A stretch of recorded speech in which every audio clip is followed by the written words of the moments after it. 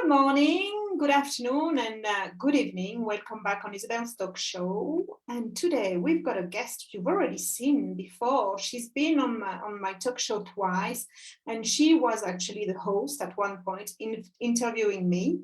So welcome again, Liz. Welcome back on Isabelle's talk show. Oh, thank you, Isabelle. It's such an honor and a privilege to be invited back. Thank you. You're welcome. So Liz is going to talk about love, but because obviously it's the month of love and tomorrow it's Valentine's Day, but it's love about your career. But before we actually go into the topic, I would like to introduce Liz. So Liz lives in Plymouth, a coastal city in the southwest of the UK. She's a mother, partner, daughter, sister, aunt, niece, and cousin, family being very important to her. When not working, she can be found volunteering for local organizations and charities, providing mental support to young people. She enjoys walks with friends in nature and has even been known to climb a tree or two. I want to see that. Liz has many other hobbies and interests, such as knitting, sewing, reading, yoga, meditation, and music. Liz has been coaching in an informal way for over 20 years, and she started as a life coach and found that she enjoyed working with her clients to achieve success in their careers. She invested in herself further, becoming a licensed firework career coach in 2022 and giving her access to a framework that has been developed by leading career experts for over the last 18 years. This enables Liz to coach to her strengths. So Liz leads with 5 strengths. Connectedness, allowing her to bring an appreciation of the mystery and wonder of life and all creation. Relator, permitting her to bring a social depth and transparency. Activator, empowering her to bring a catalytic sense of urgency. Intellection, enabling her to bring a depth of understanding and wisdom, and positivity, leading her to bring a contagious energy and enthusiasm. So welcome back. And today Liz is going to talk about how to choose the career you love. Indeed. Thank you for that beautiful introduction, Isabelle. And it's, as I say, it's a real honor and a privilege to be invited to join you again on your talk show. I always have such fun here with you. It's great. So and yes, I love talking about careers, and as it is the month of love, it's, hopefully we'd like to have a career that we love. One thing I found is that in order to love anybody else or love anything else, first of all, you need to learn to love yourself. Mm-hmm. And this can be a challenging idea for people, self-love, because people have sort of images of looking at yourself longingly in the mirror and stuff like that. But it's got nothing to do with how we look on the outside and what we think of our external appearance. It's all about who we are, and our place in the world is our self-love. And so I'd like to share with our audience today this sort of 7 facets that bring about self-love, and that what we can do to show love for ourselves. Mm-hmm. So if I may, I'm going to start with the first one, and that's about sort of self-acceptance. Oh, yes. And then, so first of all, sort of living your life, so who you are.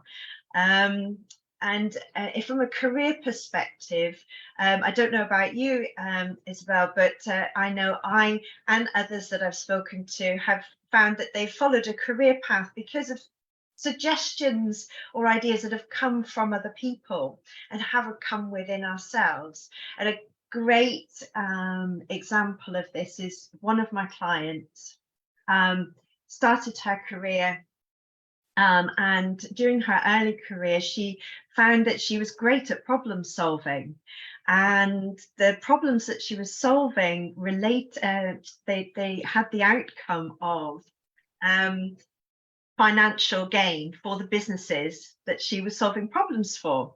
So quite naturally, people were hearing her stories about these successes and thinking, oh, well, that just sounds natural. Why don't you go down an accounting route? Because of the financial results. But actually, what the bit of the story that's missing there is that she was solving these problems through technology. And it was actually her love for the technology that enabled her to solve the problems, which had this benefit of increased income for the businesses. So by being sort of channeled into accountancy, sadly, she got bored, and yeah, so it wasn't what she really wanted. So really, self-acceptance is about getting to know you. Who are you now? Where you're at, and some of the things that we can do to understand who we are, really get to know ourselves, are things like meditation. And I know that that can sound difficult, or oh gosh, can't do that, I can't switch off my thoughts, or I can't just sit down and do nothing and focus. There are many ways to meditate, so that's the first thing to say. And there are lots of tools, I mean, apps on your phone, for example, Insight Timer, Calm. There are just so many, and they all have different possibilities for meditation. But really, what you do when you're meditating is just connecting. Mm-hmm. Yeah, and finding your passion as well. So, or Yes. so, some people like as well to go for a walk, surrounded by nature, not trying to think too much, and just let the information comes in. I mean, it works for me, for example, and to see that passion, what's really, when you talk about something, you can feel it inside you. It's just like fire. Yes.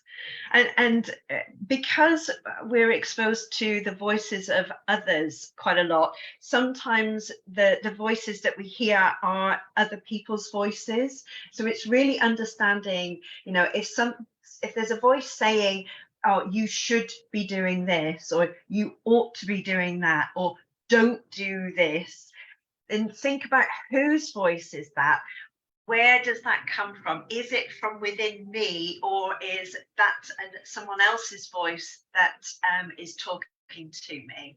And that's really important. And that goes back to the example of my client. Oh, I should become an accountant because the problems that I've solved have had a financial result. But actually, when we uncovered, like you say, the passion, when we talked about what it was that she'd actually done, the way that she lit up. Exactly. So finding what lights you up, it's so important. And yeah, we cover our lights under a bushel so often. We don't let ourselves shine brightly enough quite often. And so that's the first thing, is that acceptance and allowing yourself to shine and listening really to your own inner voice. And as the phrase I've heard before is shut up the committee. The voice of the Right. committee. Yeah. Yes. And I know they don't do it in a wrong way. It's probably because they are concerned that there is a good intention behind it, but at the same time they transfer their own fears. And Yes. so that can stop you and paralyze you from taking the decision which is good for you. Yeah, absolutely. And if not fears, the things that they wish they had done. Mm-hmm. So their own dreams, imposing their own dreams upon you. Yes. Well, mm-hmm. Yeah. So it can be one of either thing, but if it's not for us, it's not for us, and we're not going to feel good about choices and decisions that are not truly our own. Exactly. Indeed. So that I'd like to then move on and to talk about self-approval. So we've learned to accept ourselves, so approving of ourselves. So listening to that voice, understanding what lights us up, what are our likes, what are our strengths, where are we competent, recognizing that we are worthy, we have self-worth, and believing in ourselves in that respect, and having the courage to ask for what you want. Mm-hmm. What I experienced with a client around self-approval, they were a teacher, they are a teacher, and they had their specific subject that they were teaching, and they enjoyed teaching their subject, but they weren't quite sure that teaching was really for them. But what they realized was actually they had a real interest in special educational needs. And they really wanted to be able to teach those children and support those children more than teach their subject. So when an opportunity arose to teach their subject 3 days a week, they didn't accept that offer as it was, knowing what it is they really wanted to do. Ultimately, they had the courage to ask what they wanted. So they said, yes, I'd love to accept your 3 days a week teaching my subject. However, what I'd really love even more is, can I develop my role and become an SEN teacher 2 days a week? So the school went away and thought about it and came back and said yes. So that it was so great that you know, they had the opportunity to think about an offer and not just accept it or refuse it offhand, but to actually ask for what they wanted. Yeah, and as well recognize the passion, and they have the skills, and accepting that, yeah, I've got the skills, and if I want to do that, yes, I can do that. I can ask. Yes. And we can say no, or people can say no or say yes. And if it's yes, that's great. It is. But the most important thing is the confidence to ask, knowing what it is you want and having the confidence to ask. And we can approve of ourselves in this way. We can find our competence, we can connect with our self-worth through sort of mindfulness. So just again, this is a word that's used an awful lot. For me, it just means being focused. Yes. And understanding, and it can be difficult in the moment. So some people are what we call a reflective person, and so actually sitting down and going back into the moment and reflecting and reviewing it after the fact can often give us a lot of information if we're not able to kind of remember it in the moment. Some people like to journal, whether that's writing, speaking, video, journaling. It can all help to hear our own words, see our own words written, and to see what that is actually telling us about ourselves, and what we're good at, what we're competent at, where we approve of ourselves. And yeah, it can be rather beautiful. True. Approval, self-approval. So what is about the third one then? So this is self-respect. So this is respecting yourself enough to turn up as you are. So we've talked about strengths and competence. So self-respect is about being comfortable with your weaknesses. And sometimes people see weaknesses as areas for development, and maybe they're underdeveloped strengths. But sometimes they're just things that we need support with. So again, it's being able to ask for help. It's being comfortable with asking for help. It's knowing where you've got a strength, but knowing where you need that extra bit of support. And it can also be about making peace with your past self. We've all had moments where we look back at a particular situation and we go, oh, those moments where we wish that the earth had opened up and swallowed us whole. And when we remember them, we have that feeling again. We cringe, we go into ourselves. We do well to remember that we were doing the best that we could at that moment. Exactly, with the information we had at the time. Exactly. There are so many factors that influence things. I mean, how we were feeling, what was going on around us that would influence our ability to recall, make good decisions. So we do the best given the circumstances at any time. We might not feel it is our absolute best, but it's the best in that moment. And I've certainly been through a period of making peace with my younger selves, moments like those, and there's a 4 nice statements that I like to use and sit and envisage myself in that situation.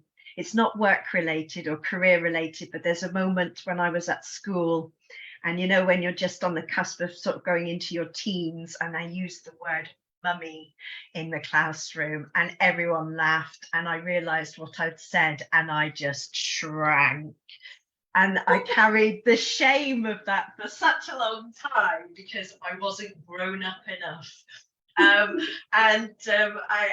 went back and gave that sort of 10-year-old self that a metaphorical hug, and gave her some love. And I say these words: thank you, I'm sorry, I forgive you, I love you. Mm-hmm. And I believe that this is a short version of a very powerful reconciliation tool that comes from Hawaii. And that, thank you. I can never say it. Say it again. Oponopono. Thank you. I'm not even going to attempt it. I really need to sit with someone who can say it properly and practice that, but I'm not going to do it today.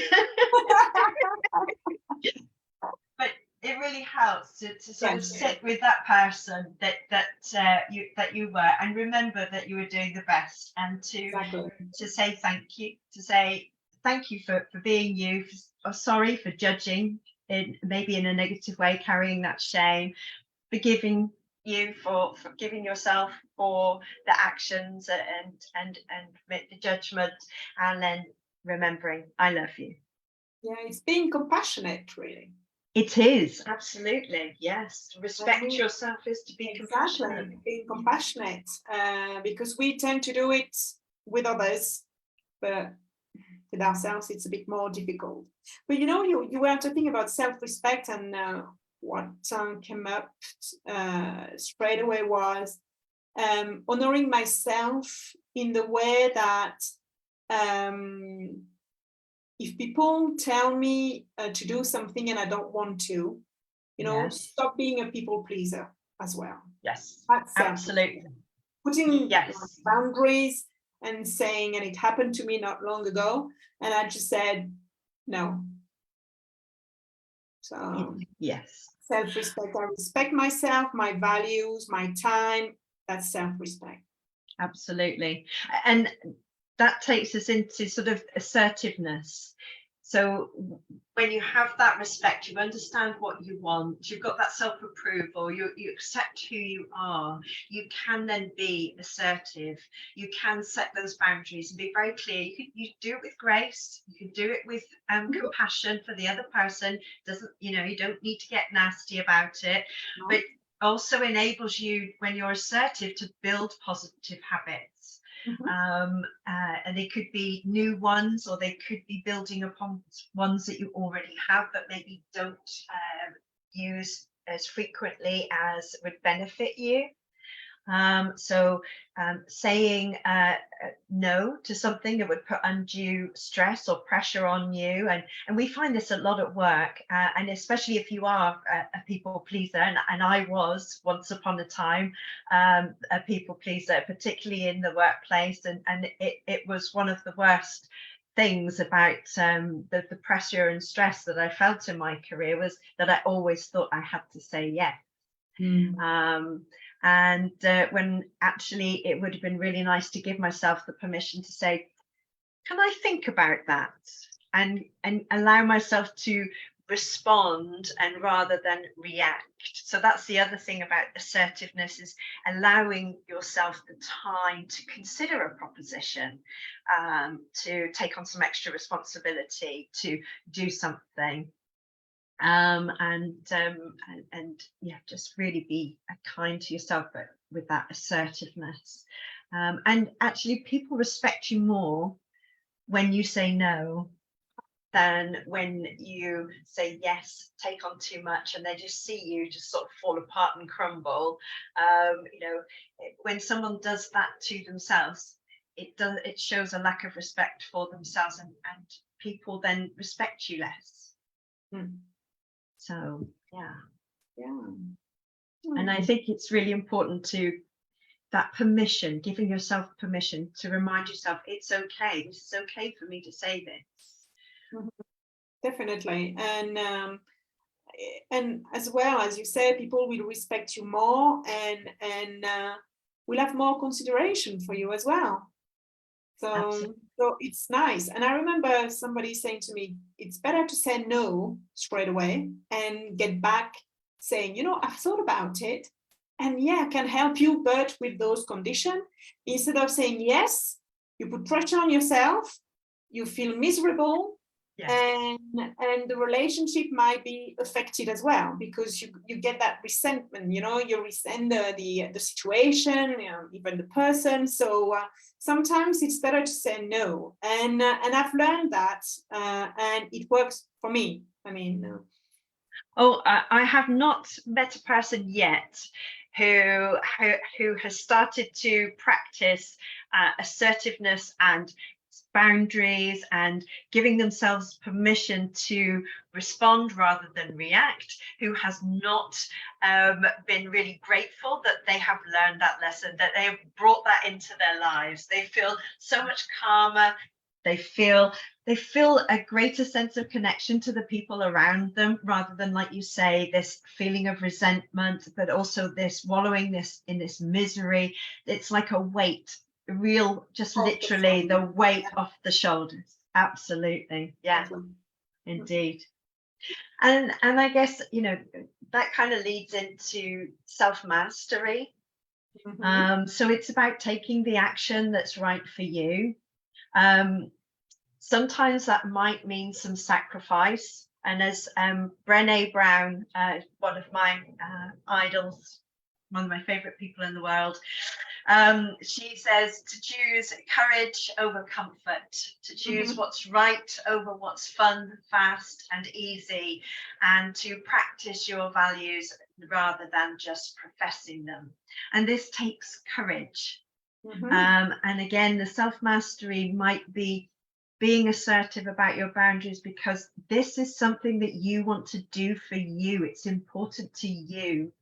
So setting aside time. And career change takes time, or finding a new career takes time. You have to put in the effort to do that. You have to set aside time, and that might mean that you have a couple of hours less each week to spend with loved ones. But it won't last forever. Once you've found that career, you pursue that career choice, you find that opportunity that fulfills that loving career that you want to have in your life, it won't last forever. But to master yourself, to give yourself the opportunity, it takes that bit of courage. Is there something that you've recently had to put into place, to master something for your future and goals, and did you have to make a sacrifice? For me, it was not a sacrifice, because I really wanted it. So in a way, it's not a sacrifice. You see, the passion was there behind it. So yes, I completed my certification for art coaching, art therapy. And I was so happy to just sit in front of my computer for a few hours. I know I could have done something else, but that was my priority. And that's another thing as well. When people say to me, "Oh, I don't have time," I'm just like, that's not time, it's priority. Yes. So if you don't find that passion, or if you don't find that priority, so obviously you're not going to achieve it, your goals, obviously. But for me, that was so obvious, because I love painting. Everybody knows that. I love drawing, and I just thought, well, if I combine both, I mean, pleasure and work, why not? And but I didn't feel that it was an effort for me, because I really enjoyed it. And that's probably like having courage, that's for sure, to do it and expand our comfort zone, because sometimes we feel a bit uncomfortable, but as you say, it's temporary. Yes.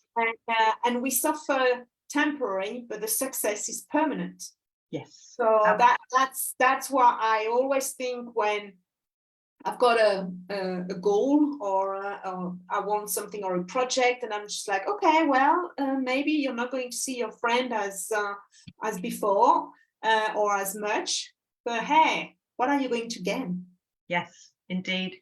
And of course, you know, those friends that you might not see as much for a period of time will be supporting you if they, you know, they want to see you achieve your goals as much. So, you know, being honest with them, and I loved your reframe around priority. You know, if you really want this goal, if this is the right thing for you, you won't see it as a sacrifice, you'll see it as a priority.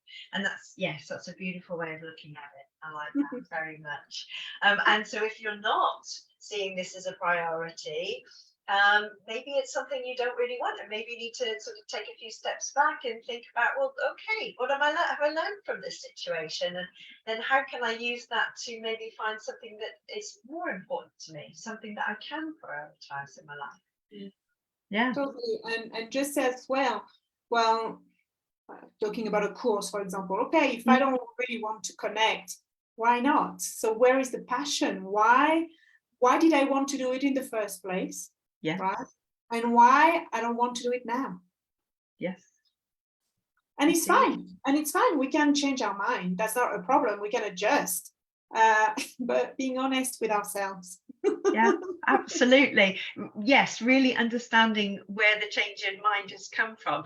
And sometimes we get all excited about something because somebody else is excited about it on our behalf. Oh, you should really do this. This would be great for you. And you get that energy and you're like, yes, I'd really like to do that. And then you go away and you think, no. That energy's gone, it's no longer there, you don't feel it anymore, and it's like, oh yeah, that was the other person, I got caught up in their storm and of really positive energy for a moment, and I didn't touch base with me, and I didn't feel what I want, you know, what I was meant to feel around this, and that's great. I do that quite a lot. That positivity, I can get just like, whoa, yes, whirlwind, let's go. And then I come away and go, oh, maybe I've overstepped the mark. But at least you recognize it, and at least you get that good energy anyway. So that's nothing lost. No, absolutely, absolutely. That's cool. So yeah, so actually, the next part is moving on is self-belief, and it kind of feeds into, you know, that anything's possible if it's right for you. So that feeds in nicely to what we were just saying. And the bigger you dream, the more clarity you have around your visualization of what it is you want. So the more you know yourself, the more you know what your priorities are, what you want more of in your life, the more you really can visualize that, see that, maybe even connect with your five senses around what it would be like to achieve that goal, really can support your belief in achieving it. And that if you've got that positive flow of energy towards something, that's crystal clear in your mind about what it looks like, maybe even what it smells like, what it feels like, what are the tastes, what are the sounds, what am I seeing, and what does it smell like? It's just just could be so beautiful. Yeah, And definitely. Visualizing it as if we've already got it or we've already achieved it. And with yes, that passion, just like, yes, I know it's for me. And yeah. that's, yeah, self-belief and believe in it and believe in ourselves. Yeah, indeed.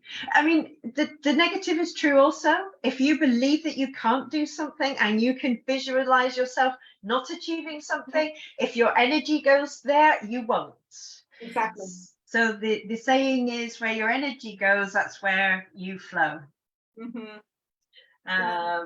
And so if it's a future that you really, really want to have, those positive thoughts, and some people use vision boards, so they Mm-hmm. have very clear pictures. Um, and also by dreaming big, by thinking big, we're more likely to achieve what we really want, even if our big dreams might seem impossible. If we keep ourselves small by thinking of only what might be possible, we probably won't even reach that level. So we really need an aspiration to help us to move towards it energetically, and keep that passion, to keep it a priority, and therefore believing in ourselves that we can have what we set out to achieve. Yeah. And being surrounded by people who believe in us. Absolutely, and that is important too. I mean, there's a lot of talk on the internet about surrounding yourself with people who support you, but we need to remember that there are some people in our lives who may not be the most supportive of us for whatever reason, and or they don't show it in a positive way. The words that they use, the way that they show it, it isn't always a positive energy. But we wouldn't want to rid ourselves of that person. It might be a parent, for example, or a sibling. You wouldn't want to push that person out of your life completely. So I think the main thing is making sure that you have the time with them that's appropriate, or maybe avoid certain conversations if it's kind of going to bring you down. But yeah, most of the time you want to be with people who are really going to lift you up and support you, and cheer you on every step of the way. Yeah, I agree. I think it gives you the energy to carry on. Yes, it Because, does. because sometimes we all feel tired, we feel a bit demotivated, and picking the phone up and having a chat, like sometimes we do, Lise, We don't do. we? Yeah, we do. Yeah. And it's just so good to just say, hey, you see, that's the way I see it. And suddenly you said to me, but have you thought about something else, different angle on that? Well, that's a good point. So it's nice to exchange with people who will be there to support you, lift you up, and sometimes kick you in the backside. Yes, absolutely. Yeah, we all get days where we lack in self-belief. We feel like we're not good enough. We're lacking that self-approval and self-acceptance. And yes, getting that kick in the backside. Come on, and someone's saying, it is support, but it's a come on, you know better than this as well. We all need that too. Oh, yes, we do. So self-belief. What's Yeah. coming next then? So the last part is responsibility for ourselves and our actions, because it's your choice to do something. It's your choice not to do something as well.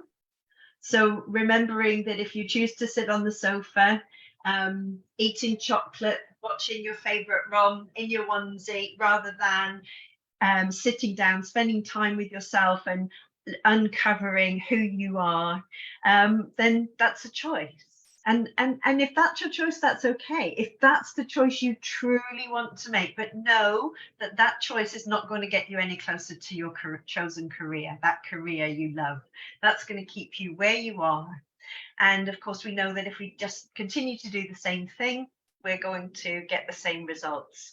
Um, I read somewhere once that the definition of insanity is expecting to do the same thing and get different results. Yes, But that's true. Yeah. I think and if you don't do it, I mean, nobody is going to do it for you. So you are your own self responsible. Yeah, you have to make the decision. And if really you end up stuffing your face on with chocolate and watching TV, might not be the right project for you then. indeed, indeed, it goes back to, do you prioritize And your passion, and your passion? and just go back to your why. You know, Yeah, why do I want to do that? yeah, Yeah. absolutely. And sometimes the why is fear. So taking action takes us out of our comfort zone, and that can bring on fear. And so being mindful of, is my reticence to take action, is this because I'm afraid of the consequences? But the consequences are unlikely to lead to a really serious experience. I mean, unlikely to cause your death, which is kind of the thing that we fear most when we dig down. Well, if I do this, if I look for another job and I don't like it, then I'll be miserable. And if I'm miserable, then maybe I'll lose my job, maybe I'll lose my partner, maybe I'll lose my home, and then that's it. We're in that downward spiral. Yeah, but maybe not. That's the thing. Exactly. But things may not go as we plan. New information may come to light that we didn't have when we made the decision. We started out on a course of action, but there's an opportunity to learn. It's an opportunity to grow, and to use that learning, to use that personal growth, to make better informed decisions in the future. And to not, you can't ever get rid of the fear. The fear will always be there, but we can befriend our fear and say, I know that you're trying to protect me, but I really want to do this. This is important for me. And we're going to give it a go anyway. Exactly. Sit in the back of the car, I'm driving. Yes. You're the passenger. Exactly, you are the passenger. And no backseat drivers.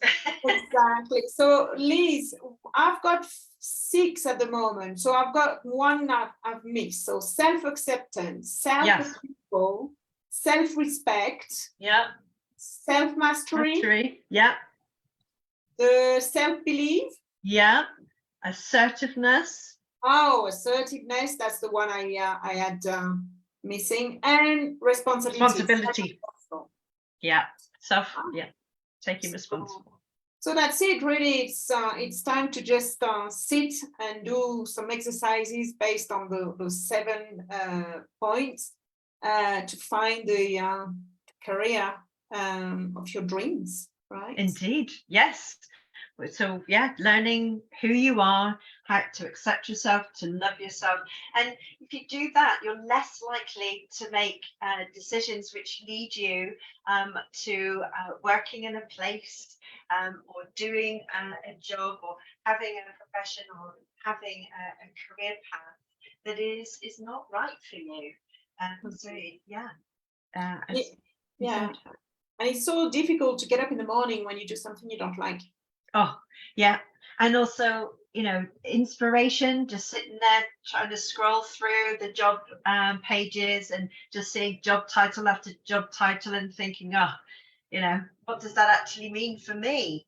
By flipping it over and knowing what you want and having some concrete keywords that are meaningful to you to put into those job search sites, rather than just where you live and how much money you want to earn, you will find that there will be potentially things come up that you didn't even know existed, especially today.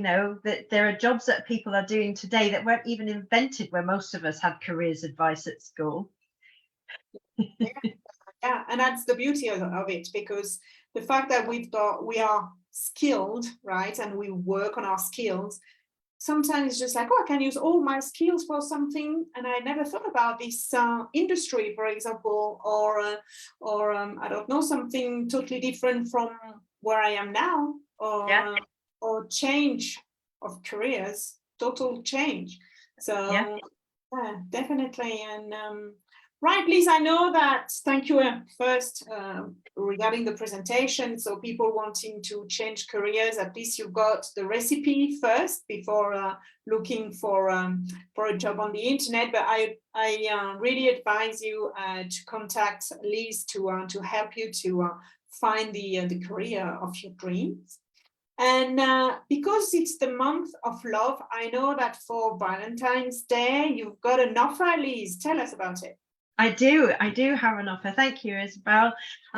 So yes, I've been talking about how to find a career you love in very general terms, but you are unique. Our audience, every individual in the audience is unique. And so if you're looking for some specific answers that are tailored to you, I have two options that you might wish to pursue. One is consider signing up for my Kickstart Your Career Change Assessment. And in this process, you'll learn why you're not progressing in your career right now, why you might feel exhausted by your daily tasks and responsibilities, and why you complain to everybody about how awful your career is, but you never act on their advice. And you'll learn all about that in less than an hour. And what you do is you complete a brief online assessment, and then you jump on a 45-minute Zoom call with me. And at the end of that call, you'll know why you're frustrated by your day-to-day work. And I guarantee you, it's not what you think. And we'll also show you how to create a future relationship with your work so that you can enjoy your evenings. You will have energy at the end of the day. Also, you will have some concrete, tailored steps that you can immediately put into action to start identifying a new career you love. And as Isabelle said, my Valentine's offering to share the love is normally this would be £97, but I'm offering a special Valentine's discount of 23%. So you would pay £79. So all you need to do is to book your Kickstart Your Career Change Assessment with me before the 21st of February. You don't have to have done the assessment by then. You just need to have booked your assessment. And there are 4 places available in my Valentine offer on a first come, first served basis. So you can contact me or at LinkedIn. I'm Isabelle, career coach. Find Your Happy. And so I've mentioned your email address in the description of this Facebook Live, so people can contact you directly. So they can, yes. Don't miss the offer and the Valentine's offer. So you can look at your career and the next step to stop complaining about it and maybe change careers. Absolutely. And if you're looking for a bit more support, if you are in need of more accountability and you're looking for some bit more structure, so it's, as Isabelle mentioned at the beginning, I have a program of support which is very structured, it's well researched, and it really does work in helping you find a career that you love. And that allows you to fully explore who you are, to achieve that acceptance and respect, and we paint a real vivid picture of what you want from your life personally and professionally. And then I take you on a dream where you dream of all the possible careers you might have. You can be as mild or as wild as you like, but there's no more scrolling endlessly with no inspiration. And then we find the most exciting possibility for you, and then we enable you to visualize that. So really see that, really believe in it, this possibility, and discover the path that will take you from where you are now to that career that you love, so you can have that most satisfying and enjoyable career and life. So there's everything you need to support you on that journey of self-discovery, including weekly 1-hour coaching sessions for 3 months. And you also get between session support by email and WhatsApp. So I'm here to answer any questions, or give you that boost if that we were talking about earlier. If you're feeling a bit down or you can't do it, then that's my positivity strength comes in there. It comes in its part, it comes into its best. That's great, Lee. So people can contact you directly. They can. So at least I advise you to book like a discovery call with Liz, so she can explain more in details and everything about the program. Liz, thank you ever so much again. And my next guest for next week will be Daisy Hillbrands, and we are going to talk about art coaching, you see? So that was great. So we are going to talk in details about how art and coaching can help you to get the life you want, get rid of the emotions or being stuck through some exercises. No need to be an artist, but we will discuss that next week with Daisy. So thank you again, Liz. And obviously, audience, if you've missed the previous talk shows, well, you can always connect on my YouTube channel, Phoenix Coaching and Training. Click on the notification, that little bell, so you get all the new talk shows as soon as they've been uploaded. So that's it. Thank you, Liz. And well, thank you again for all your great tips about how to find a career we love. But first, loving ourselves, right? Yeah. And then you will find the career and get that passion about your job, getting up in the morning with energy and thinking, hey, it's already time to go to work, to go home. So so you're going to have all the tools to find the career you love. Thank you again.